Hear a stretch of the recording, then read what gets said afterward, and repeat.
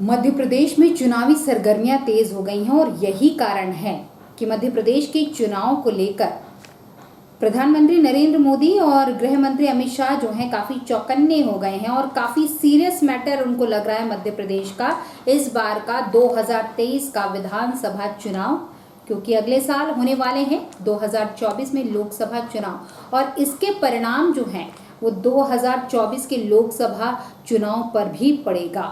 तो इसलिए वो अभी से तैयारी में जुट गए हैं। सबसे पहले उन्होंने तैयारी ये की कि चुनाव प्रभारी को नियुक्त कर दिया गया।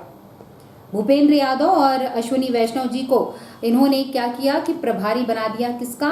चुनाव प्रभारी जहां पर भूपेंद्र यादव हैं तो सहायक जो उनके रहेंगे वो अश्विनी वैष्णव जी हैं।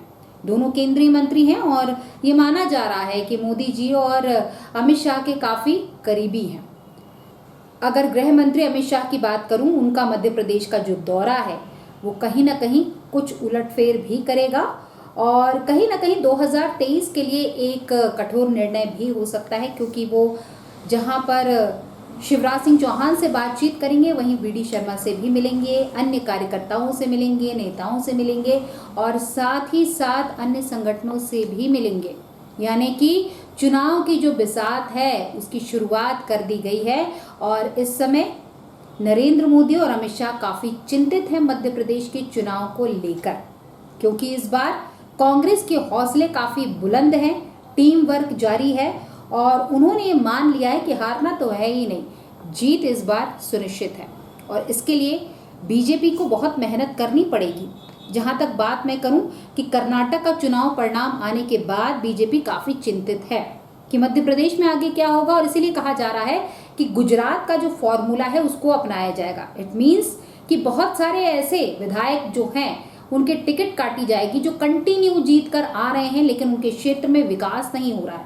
वो जनता के, अगर मैं कहूँ कि जनता की समस्याओं के प्रति, जनता के प्रति काफ़ी संवेदनशील नहीं है और ये माना जाता है कि जब 5 साल आपको विधायक बनाया जाता है तो आपको अपने क्षेत्र के साथ साथ सरकार की योजनाएं हैं उनको फलीभूत करना होता है। जनता की समस्याओं के लिए आपको विधानसभा में प्रश्न उठाने पड़ते हैं, तो पूरा रिपोर्ट कार्ड जो है 5 साल का वो खंगाला जाएगा और आपने अपने क्षेत्र में क्या किया, क्या नहीं किया, इस बारे में ज़रूर पूछा जाएगा। और इस बार एक चेंजेस और भी हुए हैं कि जो मीडिया का मैनेजमेंट है उसके लिए भी उन्होंने टीम तैयार कर दी है। गौरव भाटिया काफ़ी सीनियर हैं और कह सकते हैं काफ़ी इंटेलिजेंट हैं।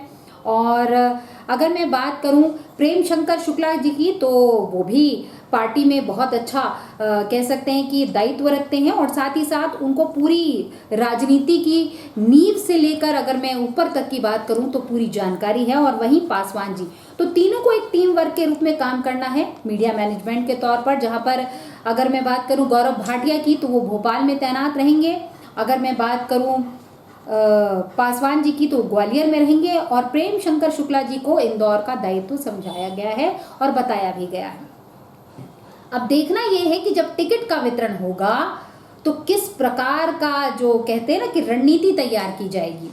ऐसे विधायकों को टिकट वितरण करते समय इन लोगों की भी राय सबसे अहम होगी और इस बार स्थानीय निकाय में हमने सुना कि जो टिकट है वो ऊपर से तय होती है, तो इस बार मध्य प्रदेश के चुनाव में वाकई में टिकट जो है वो ऊपर से तय हो रही है, ये दिख रहा है। क्योंकि गृह मंत्री अगर मध्य प्रदेश में आके दौरा कर रहे हैं इलेक्शन के बारे में, तो मतलब ये है कि बहुत कठिन है डगर पनघट की। इस बार एड़ी चोटी लगाना पड़ेगा। इस बार नरेंद्र मोदी के चेहरे पर टिकट नहीं मिलेगी, ना ही आपको जीत मिलेगी। आपने क्या किया और आपका जनता के साथ क्या संबंध है, जनता आपके क्षेत्र में किसको पसंद करती है, ये मुद्दे काफ़ी ज़्यादा सीरियस हैं और इसके लिए सर्वे कार्य भी कराया गया है और बाकायदा क्षेत्र में जो नए कह सकते हैं दावेदार हैं उनके बारे में भी पता किया गया है कि कौन सा नया दावेदार है जो इस क्षेत्र में विकास कर सकता है, जो इस क्षेत्र में जीत सकता है, जनता के बीच में जिसकी पैठ है। तो बहुत सारे मुद्दे हैं मध्य प्रदेश के चुनाव को लेकर और इसके लिए केंद्रीय मंत्री जो हैं वो काफ़ी सीरियस हैं और इसलिए प्रभारी बनाए गए हैं। इसलिए मीडिया मैनेजमेंट ऐसे लोगों के हाथ में सौंपा गया है जो कि बारीकी के साथ साथ गहन अध्ययन के साथ टिकट का वितरण भी करेंगे।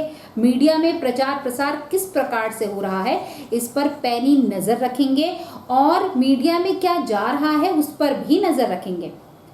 तो जहाँ तक मेरा ये मानना है कि जब चुनाव होता है तो धरातल पर जो सर्वे कार्य होता है और उसके बाद लोगों के साथ जो जनसंपर्क होता है वो तो अहम होता है, लेकिन अब सोशल मीडिया काफ़ी एक्टिव हो गया है और सोशल मीडिया पे जो नेता हैं उनकी छवि को जिस प्रकार से प्रस्तुत किया जाता है, आज का युवा हो, वृद्ध हो, महिला हो, ये सभी एक बार सोशल मीडिया को ज़रूर खंगालते हैं।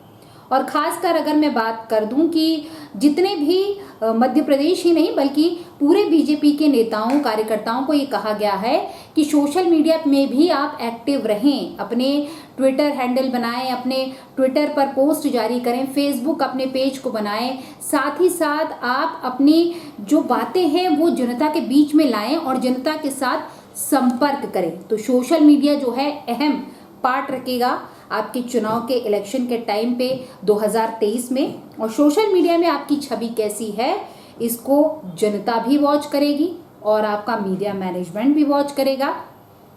और साथ ही साथ मैं आपको बता दूं कि सोशल मीडिया में कई ऐसे नेता भी हैं जो फेक आईडी के माध्यम से, जिन्होंने अपने पेज में फॉलोअर्स तो काफ़ी बढ़ा लिए हैं लेकिन उनके जो कमेंट्स हैं, जो लाइक्स हैं वो नहीं आते। तो इस पर भी सर्च किया जाएगा कि कौन सा नेता जो है या विधायक जो है जिसका रियल में फॉलोअर्स कितने हैं और उसके कमेंट्स क्या आते हैं, उसके फेवर में आते हैं या उसके नेगेटिव आते हैं। तो इसके लिए पहले से तैयारी करनी पड़ेगी क्योंकि 5 साल का खाका जो है वो आपके मीडिया मैनेजमेंट के द्वारा भी देखा जाएगा, आपके प्रभारी के द्वारा भी देखा जाएगा, आपके क्षेत्र की जो जनता है उसका क्या मत है उसको भी खंगाला जाएगा। मतलब इस बार टिकट वितरण बहुत कठिन होने वाला है। आप क्या सोचते हैं इस विषय पर हमें कमेंट करके ज़रूर बताएं और साथ ही साथ रेवा टीवी डिजिटल मीडिया को लाइक, शेयर, सब्सक्राइब करना बिल्कुल ना भूलें क्योंकि आपका जो मत होता है और आपका जो निर्णय होता है, साथ ही सुझाव होता है, हम सभी के लिए सर्वोपरि होता है। नमस्कार।